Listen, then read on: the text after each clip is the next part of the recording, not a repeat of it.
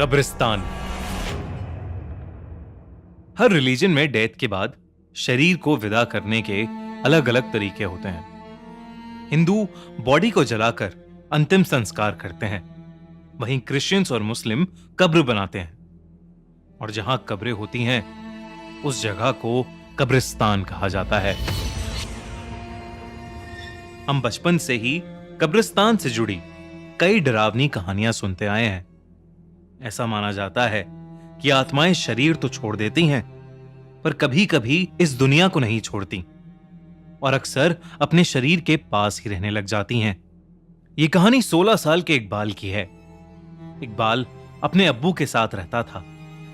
इकबाल के अब्बू एक बीमारी होने के कारण चल फिर नहीं पाते थे, इसलिए छोटी उम्र में ही इकबाल घर संभालने लगा था। इकबाल सड़क पर जूते पॉलिश करके अपना और अपने अब्बू का पेट पालता था। इकबाल के अब्बू की बीमारी इस कदर बढ़ गई थी कि कुछ ही महीनों में उनका देहांत हो गया। इकबाल के पास इतने भी पैसे नहीं थे कि वो अपने अब्बू को अच्छे से विदा कर सके, इसलिए उसने जैसे तैसे करके अपने अब्बू के शरीर को एक कब्रिस्तान में दफन कर दिया। इकबाल ने यह सब भी अकेले ही किया, इसलिए सुबह से कब शाम हो गई और शाम कब रात में बदल गई उसे पता ही नहीं चला। इकबाल अपने अब्बू की मौत से बहुत ही ज्यादा बेबस और अकेला महसूस कर रहा था। उसे समझ नहीं आ रहा था कि आखिर वो अब क्या करेगा। इसी उदास सोच के साथ आंखों में आंसू लिए इकबाल कब्रिस्तान से घर लौटने लगा। लेकिन इकबाल जैसे ही उस कब्रिस्तान के गेट तक पहुंचा, उसे पीछे से किसी ने आवाज लगाई,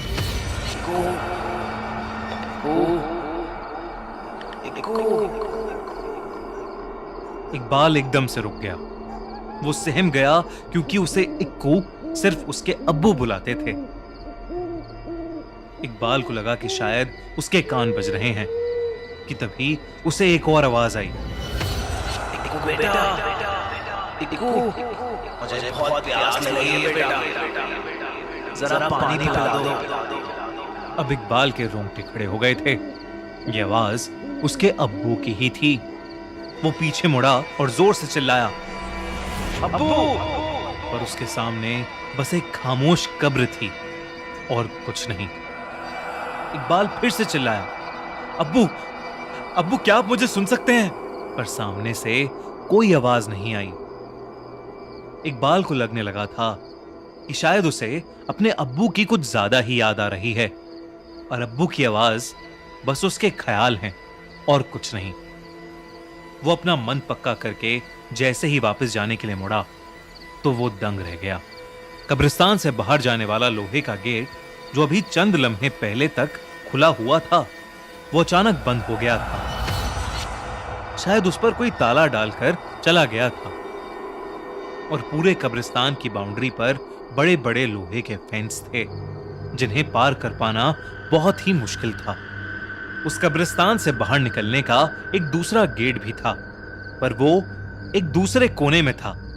उस गेट तक पहुंचने का मतलब था इकबाल को पूरे कब्रिस्तान के बीच से होकर गुजरना पड़ता। लेकिन इकबाल के पास और कोई ऑप्शन भी नहीं था, तो वो दूसरे गेट की ओर जाने लगा। देर रात हो चुकी थी।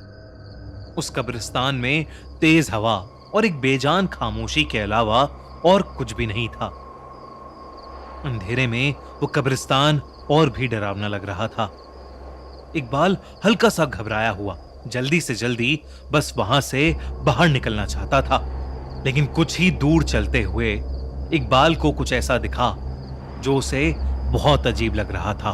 उसने देखा कि कब्र के किनारे एक आदमी अपने घुटनों में सर दिए बैठा हुआ है। वो सुनसान कब्रिस्तान के बीचों बीच आखिर क्या कर रहा था? ये सवाल इकबाल का पीछा नहीं छोड़ रहा था। इकबाल ने उस आदमी को आवाज दी, पर उस आदमी ने कोई जवाब नहीं दिया। इकबाल धीरे धीरे उस आदमी के करीब गया। उसके नजदीक जाकर इकबाल ने जैसे ही उस आदमी की पीठ पर अपना हाथ रखा, उस आदमी ने अपना सर उठाया और देखते ही देखते उसकी गर्दन उल्टी घूम गई। उस आदमी का चेहरा बेहद भयानक था। और वो अपनी लाल आंखों से गुस्से में इकबाल को घूरने लगा। इकबाल उस आदमी को देखते ही जोर से चीखा और उस जगह से भागा। वो बिना कुछ सोचे समझे बस भागता रहा और कुछ दूर जाकर एक पेड़ से सट कर बैठ गया। इकबाल ने जो देखा था उससे उसकी रूह कांप गई थी। उस आदमी का भयानक चेहरा इकबाल भूल ही नहीं पा रहा था। इकबाल में अब इतनी भी हिम्मत नहीं थी कि वो उठकर एक कदम भी और चल पाए, इसलिए वो उसी पेड़ से चिपक कर बैठ गया और सुबह का इंतजार करने लगा। तभी कुछ ही पलों में वहां कोहरा फैलने लगा। वो कोहरा देखते ही देखते इतना गहरा हो गया कि इकबाल को अब कुछ भी दिखाई नहीं दे रहा था। तभी उस कोहरे में इकबाल को एक औरत की परछाई दिखी जो तेजी से उसके सामने से निकली। इससे पहले इकबाल कुछ समझ पाता, उसे उस कोहरे में एक बच्चा भागता हुआ दिखा और उस बच्चे के पीछे एक औरत भी भाग रही थी। वो बच्चा तो कोहरे में कहीं गायब हो गया, पर वो औरत इकबाल के पास आकर रुक गई।